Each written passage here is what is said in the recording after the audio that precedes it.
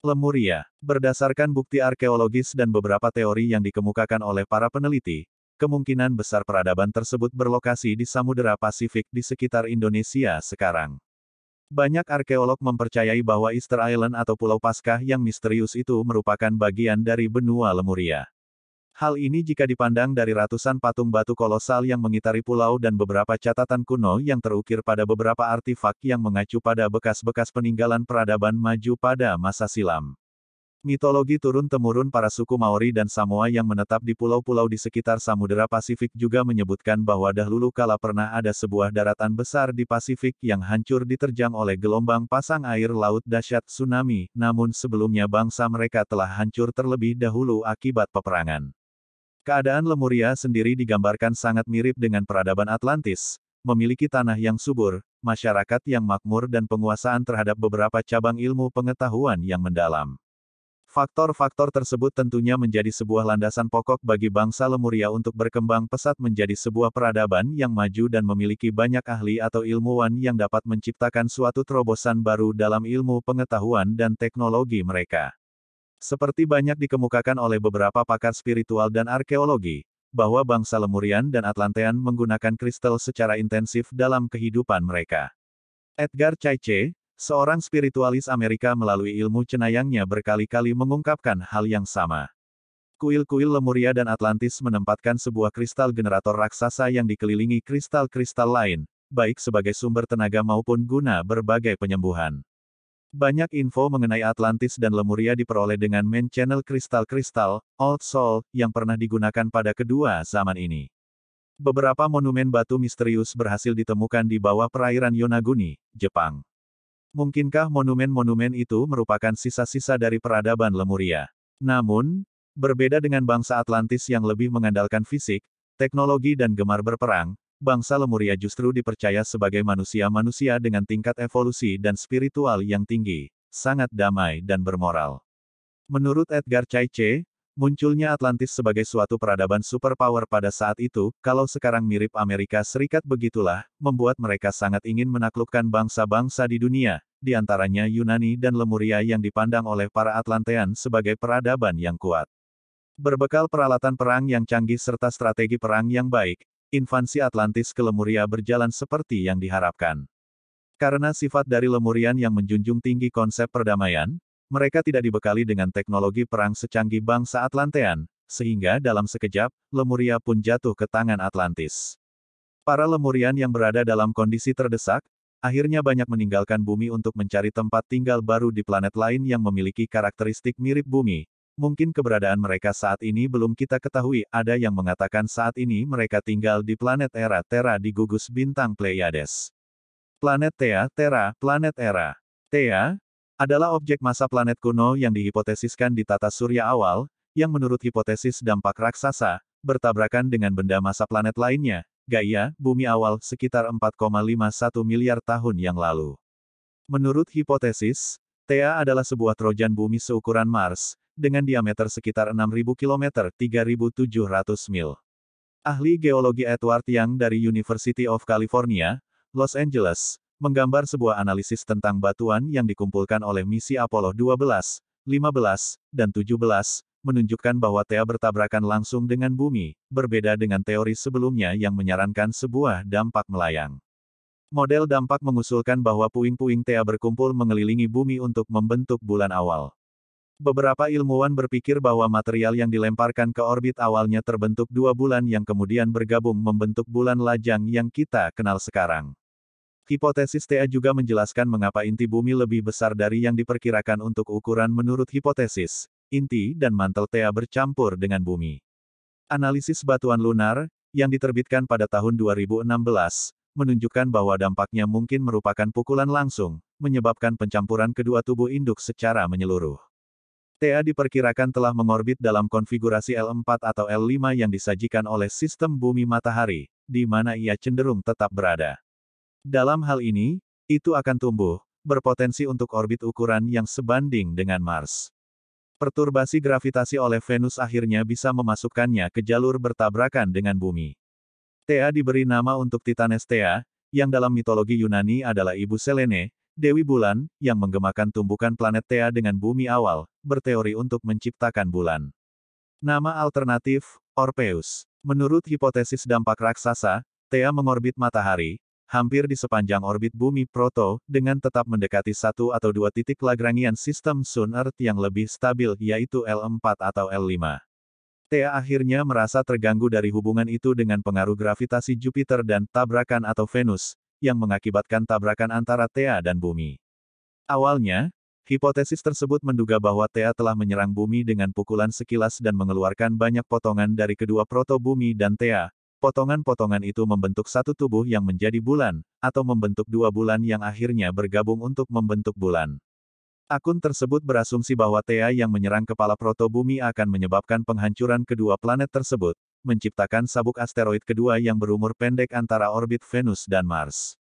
Sebaliknya, bukti yang dipublikasikan pada bulan Januari tahun 2016 menunjukkan bahwa dampaknya memang merupakan tumbukan langsung, dan jasad Thea dapat ditemukan baik di bumi maupun bulan.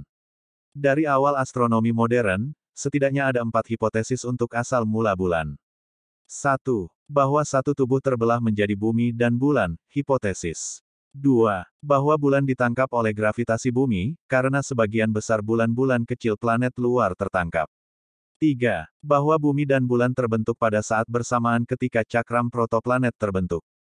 4. Skenario Thea sampel rok lunar yang diambil oleh astronot Apollo ternyata sangat mirip dengan komposisi pada kerak bumi, dan kemungkinan besar dikeluarkan dari bumi dalam beberapa peristiwa kekerasan. Pleiades adalah gugusan bintang yang berjarak sekitar 415–500 tahun cahaya dari bumi, berlokasi di konstelasi Taurus. Gugusan bintang itu terdiri dari sekitar 250–500 bintang termasuk 9 bintang utamanya. Pleiades juga disebut Seven Sisters, dari 7 bintang yang dapat terlihat dengan mata telanjang. Kesembilan bintang utama itu adalah Alkyone, Asterope, Atlas, Celaeno, Elektra, Maya, Merope, Pleiwan, dan Taygeta. Mungkin kisah para Lemurian yang meninggalkan bumi untuk menetap di planet lain ini sedikit tidak masuk akal, tapi perlu kita ketahui bahwa teknologi mereka pada saat itu sudah sangat maju. Penguasaan teknologi penjelajahan luar angkasa mungkin telah dapat mereka realisasikan, sebagai pembanding kemajuan pada masa Lemuria dan saat ini adalah 1:7. 1 adalah kemajuan saat ini, 7 adalah kemajuan saat itu.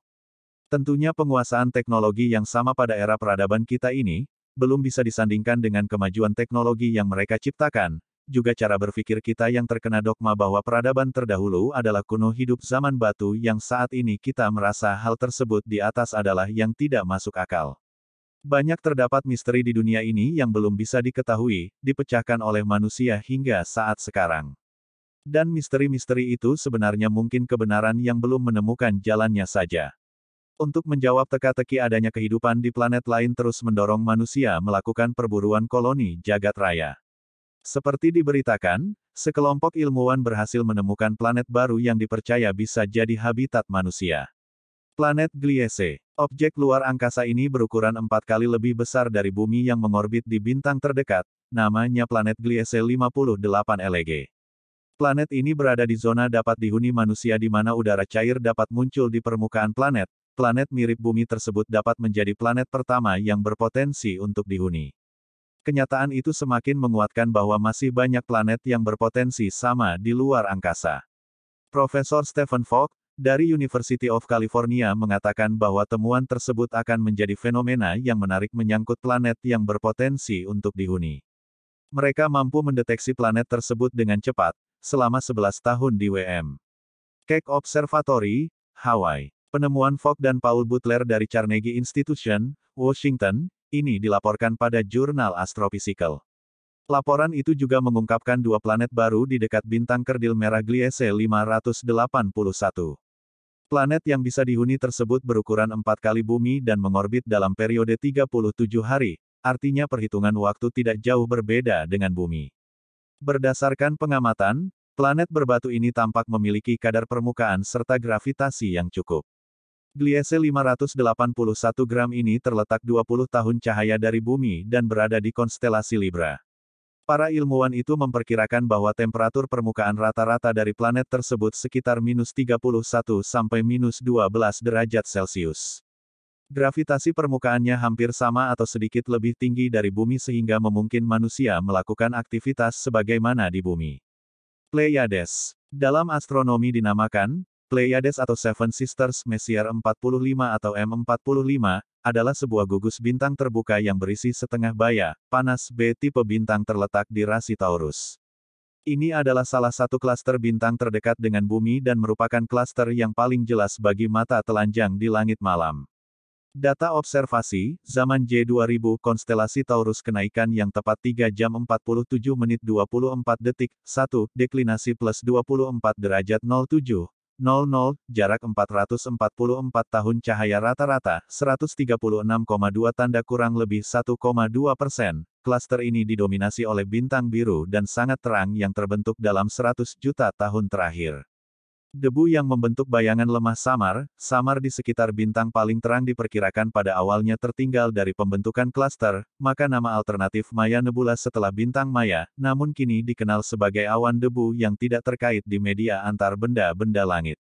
Karakter fisik bintang, simulasi komputer telah menunjukkan bahwa Pleiades mungkin terbentuk dari konfigurasi kompak yang menyerupai nebula Orion.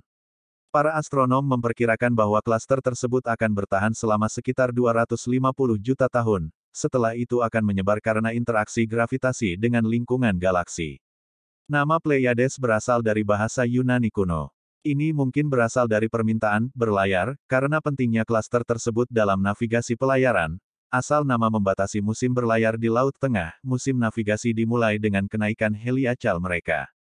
Namun, nama itu kemudian menjadi mitologis sebagai nama 7 saudara perempuan ilahi, yang namanya dibayangkan berasal dari ibu mereka Pleiwan, yang secara efektif berarti, anak perempuan Pleiwan. Pada kenyataannya, nama klaster bintang hampir pasti datang lebih dulu, dan Pleiwan diciptakan untuk menjelaskannya. Riwayat pengamatan, Pleiades adalah pemandangan yang menonjol di musim dingin di belahan bumi utara, dan telah dikenal sejak zaman purba budaya di seluruh dunia, termasuk bangsa Keltik, Maori, yang memanggil mereka Matariki aborigin Australia, Persia, orang Arab, yang memanggil mereka Turaya orang Cina, yang memanggil mereka Mao orang Jepang, Maya, Aztec, Sioux dan Cherokee. Dalam agama Hindu, Pleiades dikenal sebagai Kritika dan dikaitkan dengan perang Kartikeya. Mereka juga disebutkan 3 kali di dalam Alkitab. Penggambaran Pleiades yang paling awal diketahui kemungkinan merupakan artefak perunggu yang dikenal sebagai Cakram Langit Nebra bertanggal sekitar 1600 SM. Bintang Babel tersebut menamai nama Pleiades Mulmul atau bintang-bintang, dan mereka memimpin daftar bintang di sepanjang ekliptika, yang mencerminkan fakta bahwa mereka mendekati titik ekuinoks vernal sekitar tanggal 23 abad SM. Orang-orang Mesir kuno mungkin menggunakan nama, pengikut, dan Enet, dalam teks prognosis kalender hari beruntung dan hari raya papirus Kairo 86637. Beberapa astronom Yunani menganggap mereka berbeda, dan mereka disebutkan oleh Hesiod, S. Works and Days, Homer, S. Iliad dan Odyssey, dan Geoponika.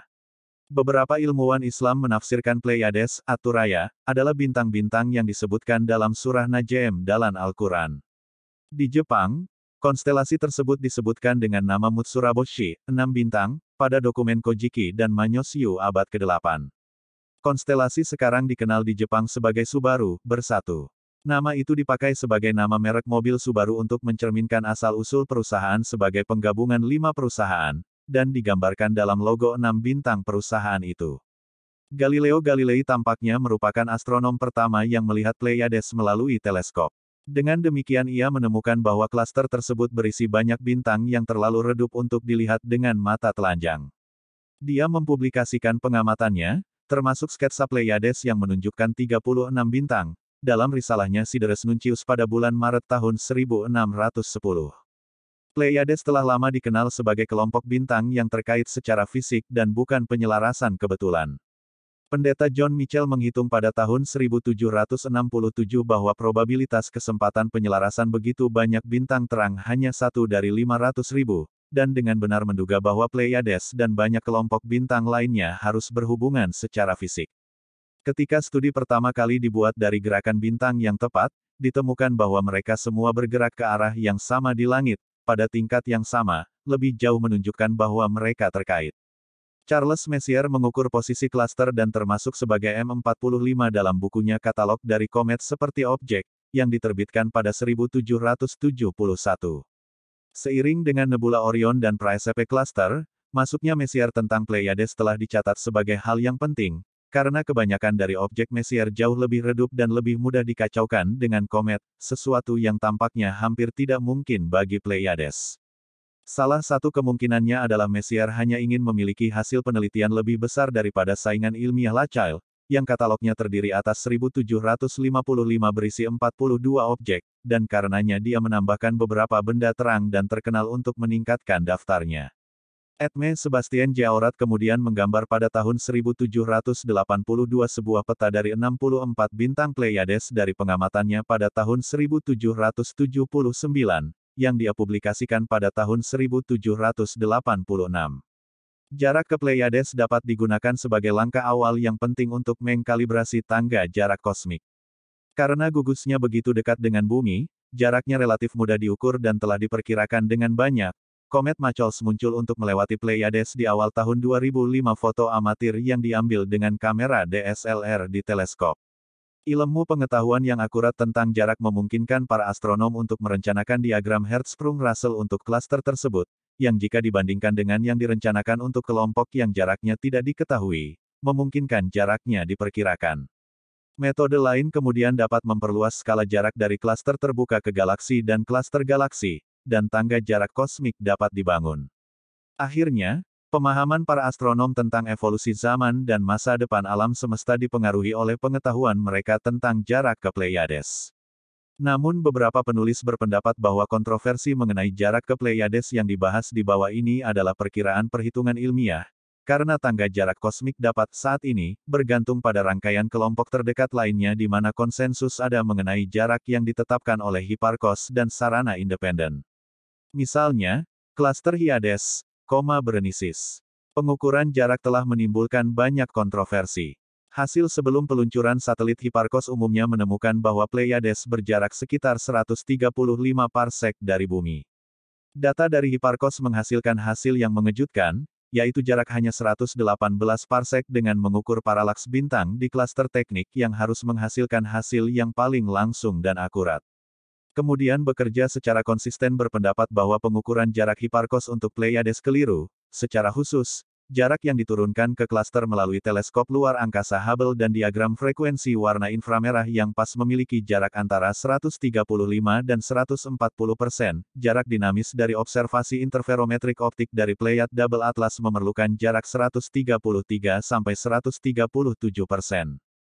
Namun, penulis katalog tahun 2007 sampai tahun 2009 revisi Hipparchos Parallaxes menegaskan kembali bahwa jarak ke Pleiades adalah 120% dan menantang bukti pembangkangan. Baru-baru ini, Francis dan Anderson mengemukakan bahwa efek sistematis pada kesalahan paralaks Hipparchos untuk bintang dalam perhitungan bias kelompok menggunakan min tertimbang dan memberi jarak paralel Hipparchos sebesar 126% dan jarak fotometrik 132% berdasarkan bintang di AB Doradus, Tucana Horologium, dan grup bergerak Beta Pictoris, yang semuanya serupa umur dan komposisinya dengan Pleiades. Pleiades dalam cerita rakyat dan sastra. Visibilitas tinggi gugusan bintang Pleiades di langit malam telah mempengaruhi dan mendapat tempat yang istimewa di banyak kebudayaan, baik kuno maupun modern. Kebudayaan Berber. Orang-orang Tuareg yang tinggal di padang pasir Afrika Utara memanggil Chet Pleiades Ihet, diucapkan Sat Ihet, atau Chet Ahat diucapkan Sat Ahat. Nama itu berarti di Putri Malam. Orang Berber lainnya memanggil klaster bintang ini Amanar artinya pemandu, atau Tagemun artinya kelompok. Peribahasa Tuareg Berber mengatakan, Chet Ahat As Udanat, Tukaya Tekmie, Anwar Datase. Sebagai Dejimaden, Tukaya Tekmie Tabruk Telse. Terjemahan, ketika Pleiades jatuh, saya bangun mencari tas kulit kambing saya untuk diminum. Ketika Pleiades bangkit, saya bangun mencari kain yang akan dipakai. Arti, ketika Pleiades jatuh dengan matahari di barat, itu berarti musim panas akan datang, yang menyiratkan panas dan kehausan musim panas. Ketika Pleiades bangkit dari timur dengan matahari, itu berarti musim dingin dan hujan akan datang, dan dengan demikian seseorang melakukannya dengan baik untuk mempersiapkan diri menghadapi musim dingin. Alkitab. Dalam Alkitab, Pleiades disebutkan sebagai Khima, 3 kali, di Timur Tengah bersamaan dengan Orion Amos 58, Ayub 99, dan Ayub 38-31. Dua ayat pertama adalah rujukan tentang ciptaan mereka, namun yang ketiga, yang diambil dalam konteks ayat berikut, mungkin lebih tentang penampilan mereka yang sedang berlangsung di langit malam. Dalam Ayub 38-31, Tuhan berbicara langsung kepada Ayub dan menantangnya, menanyakan apakah dia dapat mengikat rantai Pleiades. Implikasinya adalah bahwa Ayub tidak dapat melakukannya, tetapi Tuhan dapat melakukannya. Talmud Bavli, Berahot, 58b, mengatakan bahwa ia memiliki sekitar 100 bintang, memahami kata sebagai ke-ma'ah, sekitar 100, dalam bahasa Ibrani. Mereka dikenal sebagai kimah dalam budaya Yahudi. Seperti kebanyakan temuan astronomi lainnya di Talmud, tradisi kerabian mengklaim telah mendapat pengetahuan dari Musa ketika dia turun dari Gunung Sinai, dan karenanya, dari Gad sendiri. Rabbi Shlomo Yitzchaki, Rasi, tahun 1040 sampai tahun 1105, menyarankan agar ada lebih banyak bintang di dalam klaster Pleiades saat dia mengembangkan pertanyaan Talmud, apa yang dimaksud dengan kimah. Yang dipahami oleh komunitas ortodoks modern bahwa ada lebih dari 100 bintang. Oleh karena itu, Rasi mengatakan bahwa bagian dalam Talmud hanya menyebutkan bintang yang paling penting, ini berjumlah sekitar 100, sementara meninggalkan yang kurang penting yang bisa lebih dari ratusan lainnya. Hebatnya, Pleiades maksimal, 500 tahun cahaya jauhnya, dan inilah para rabi, mengomentari jumlah bintang di mana budaya lain hanya bisa mendeteksi 6-7. Arab dan Levan. Dalam bahasa Arab, Pleiades dikenal sebagai Alturaya, dan disebutkan dalam literatur Islam. Muhammad tercatat telah menghitung 12 bintang di rasi bintang seperti yang dilaporkan dalam Ibn Ishaq. Ini adalah sebelum teleskop ketika kebanyakan hanya bisa melihat 6. Nama itu dipinjam ke bahasa Persia dan Turki sebagai nama yang diberikan perempuan, dan sedang digunakan di seluruh Timur Tengah, misalnya Putri Soraya dari Iran dan Thoraya Obaid. Ini juga merupakan nama sistem telepon satelit Thuraya yang berbasis di Uni Emirat Arab. Muhammad menyebutkan tentang Pleiades. Sebuah hadis yang dikenang oleh Imam Bukhari, menyatakan, seorang sahabat Nabi Suci, semoga damai dan rahmat Allah besertanya, berhubungan, suatu hari kita duduk bersama Nabi Suci, semoga damai sejahtera Allah besertanya ketika bab ini, terungkap. Saya bertanya dari Muhammad, semoga damai dan rahmat Allah besertanya.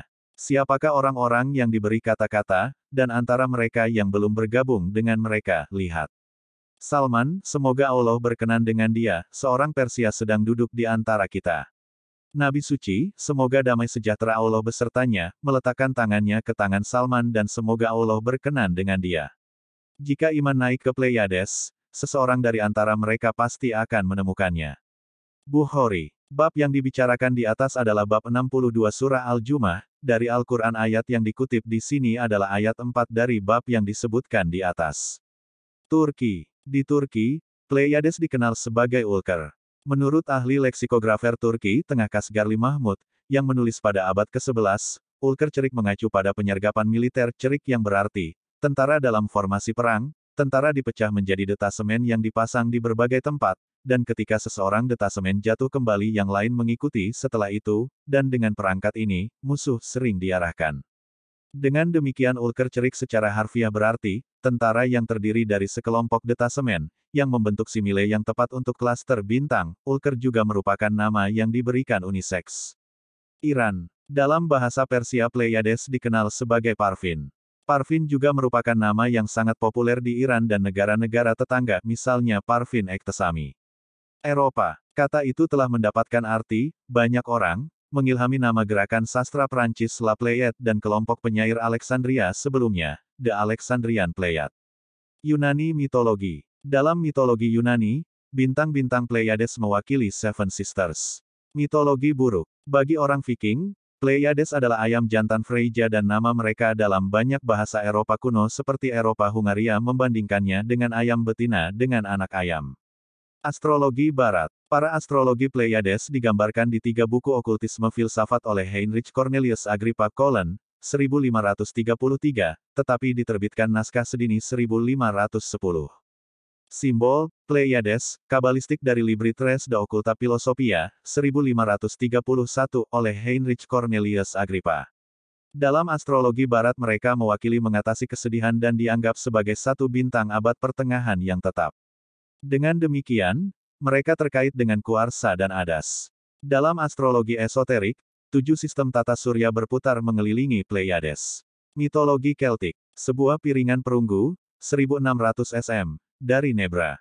Bagi orang-orang zaman perunggu di Eropa, seperti bangsa Keltik dan mungkin jauh lebih awal Pleiades dikaitkan dengan berkabung dan dengan pemakaman, karena pada saat itu dalam sejarah, pada hari silang antara musim gugur equinox dan titik balik matahari musim dingin, lihat Samhain, juga hari Halloween atau All Souls Day, yang merupakan festival yang ditujukan untuk mengingat orang mati, klaster tersebut berkembang di langit timur saat cahaya matahari memudar di malam hari. Dari kenaikan akronim ini, Pleiades menjadi terkait dengan air mata dan berkabung. Mitologi Baltik. Dalam bahasa Baltik nama untuk konstelasi ini adalah Sietinas dalam bahasa Lituania dan Sietis di Latvia yang diturunkan dari Sietas yang berarti, saringan. Dalam lagu-lagu rakyat Lituania, konstelasi ini sering dipersonifikasikan sebagai saudara yang baik hati yang membantu anak yatim piatu untuk menikah atau berjalan dengan tentara di sepanjang ladang. Tapi dalam cerita rakyat Lituania serta lagu rakyat Latvia, rasi bintang ini biasanya digambarkan sebagai benda mati, saringan yang dicuri iblis dari Dewa Guntur atau digunakan untuk menyulut hujan ringan oleh istri Guntur dan anak-anak. Cerita rakyat Ukraina. Dalam cerita rakyat tradisional Ukraina, Pleiades dikenal sebagai Stozari, Volosozari, atau Babi Zizdi, Baby Zizdi. Stozari, dapat dilacak secara etimologis ke, stozarnya, yang berarti, lumbung, gudang untuk jerami dan tanaman pangan, atau juga dapat direduksi menjadi akar, stozar, yang berarti, 100 kali lipat bersinar, atau, 100 bara. Volosozari, rambut yang bercahaya, atau, Baby Zizdi, bintang wanita, mengacu pada dewa kesukuan wanita. Menurut legenda tersebut, 7 pembantu rumah tinggal sejak lama. Mereka biasa menari tarian tradisional dan menyanyikan lagu-lagu mulia untuk menghormati para dewa. Setelah kematian mereka, para dewa mengubahnya menjadi nimfa air, dan setelah membawa mereka ke surga, menempatkan mereka di 7 bintang, di mana mereka menari tarian bulat mereka simbolis untuk memindahkan waktu, sampai hari ini. Lihat artikel di Wikipedia bahasa Ukraina, di Ukraina asterisme ini dianggap sebagai jimat perempuan sampai saat ini. Cerita rakyat Hungaria. Nama lama star cluster di Hungaria adalah, Viastiuk, yang berarti, ayam betina dengan anak ayam. Ada juga versi cerita yang dipopulerkan oleh lagu, Anap es Sep Haza, Rumah Matahari dan Angin, dari band musik rakyat Hungaria Dalriada yang berbicara tentang seorang wanita miskin dengan 7 putra yang mengutuk anak-anaknya untuk berubah menjadi burung gagak setelah anak laki-laki menyia-nyiakan satu-satunya makanan mereka. Dia gagal menemukan mereka, namun menerima sebuah nubuat bahwa seorang saudara laki-laki ke-8 dapat menemukan anak-anaknya. Putra ke-8-nya pergi mencari saudara laki-lakinya, meninggal dan saudara laki-laki saat gagak datang untuk merayakan bangkainya, mengakibatkan mereka sekarat juga dan mereka bertiga mendapatkan tempat di langit sebagai gugus Pleiades. Menurut abjad oleh orang, masyarakat adat Amerika sudah umum di kalangan masyarakat adat Amerika untuk mengukur ketajaman penglihatan dengan jumlah bintang yang dapat dilihat pemirsa di Pleiades, sebuah praktik yang juga digunakan di Eropa historis, terutama di Yunani. Budaya Andes. Di Andes kuno, Pleiades dikaitkan dengan kelimpahan, karena mereka kembali ke langit belahan bumi selatan setiap tahun pada saat panen. Di Quechua mereka disebut Kulka, gudang. Aztek. Suku Aztek kuno Meksiko dan Amerika Tengah mendasarkan kalender mereka pada Pleiades. Tahun mereka dimulai ketika para imam pertama kali berkomentar tentang asterisme yang heliacal yang naik di timur, tepat sebelum cahaya fajar matahari menerobos pandangan bintang-bintang. Aztek menyebut Pleiades Tianquistli, berarti, pasar. Cina. Dalam rasi bintang Cina mereka adalah Mau Mau, kepala rambut. Harimau putih dari barat. India. Dalam astrologi India, Pleiades dikenal sebagai naksatra Kertika yang dalam bahasa Sanskerta diterjemahkan sebagai pemotong. Pleiades disebut bintang api, dan dewa mereka yang berkuasa adalah Dewa Api Agni. Ini adalah salah satu yang paling menonjol dari naksatra, dan dikaitkan dengan kemarahan dan sikap keras kepala. Nama Dewa Kartikeya berarti dia dari Pleiades. Kartigay, kata garis bawah Aika, di Tamil merujuk pada 6 istri dari 6 resi, orang bijak, yang ketujuh adalah Arundhati istri Vasista yang berhubungan dengan bintang Alkor di Ursa Major. 6 bintang di Pleiades sesuai dengan 6 istri, sementara istri setia Arundhati terjebak dengan Sage Vasista di Ursa Major. Ke-6 istri tersebut jatuh cinta pada Agni, maka nama Pleiades bintang api. Indonesia. Di Pulau Jawa, asterisme dikenal di Jawa sebagai lintang Kartika atau gugus Kartika, kluster Kartika, pengaruh langsung dari orang tradisi asli Jawa kuno. Dalam tradisi asli Jawa kuno, bintang-bintang mewakili 7 putri, yang diwakili dalam tarian Istana Bedaya Ketawang Istana Kerajaan Surakarta. Tarian ini dilakukan sekali per tahun, pada hari kedua bulan Jawa Ruah pada bulan Mei, dan dilakukan oleh ke-9 wanita, saudara atau istri susuhunan Pangeran Surakarta di hadapan audiensi pribadi di lingkaran dalam keluarga kesultanan. Nama lain untuk Pleiades di Jawa adalah Wuluh. Di bagian utara Jawa, yang menandakan munculnya mangsa Kapitu. Musim ke-7, yang menandai dimulainya musim tanam padi. Jepang. Di Jepang, Pleiades dikenal sebagai Mausu Baru yang berarti, berkumpul bersama, atau berkelompok dalam bahasa Jepang, dan telah memberikan nama mereka ke produsen mobil yang logonya menggabungkan 6 bintang untuk mewakili 5 perusahaan yang bergabung menjadi satu. Subaru Telescope, yang terletak di Mauna Kea Observatory di Hawaii, juga dinamai Pleiades. Thailand. Di Thailand, Pleiades dikenal sebagai Daolukai, Dauluki atau Bintang Cik, dari sebuah kisah rakyat Thailand.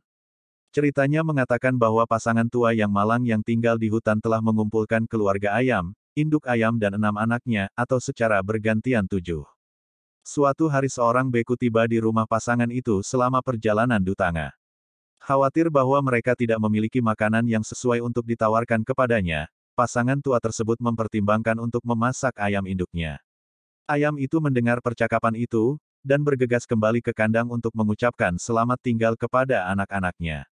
Dia menyuruh mereka untuk mengurus diri mereka sendiri, dan bahwa kematiannya akan membalas kebaikan pasangan tua itu, yang telah mengurus semuanya begitu lama.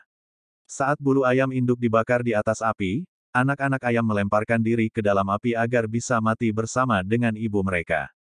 Dewa, yang terkesan dengan dan mengingat cintanya, mengabadikan 7 ekor ayam sebagai bintang Pleiades.